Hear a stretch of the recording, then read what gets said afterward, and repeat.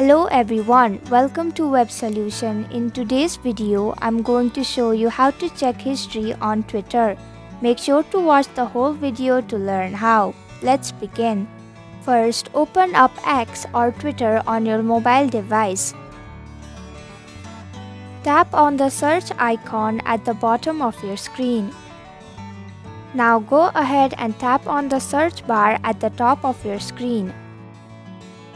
Now you can check all your recent history on Twitter. And that's it. I hope you found this video helpful. If you did, please click the thumbs up button. If you have any questions or thoughts, type them in the comments below. And don't forget to subscribe to our channel for more updates. Click the bell icon too so you'll know when we post a new video. We'll be back with another video soon. Thanks for watching.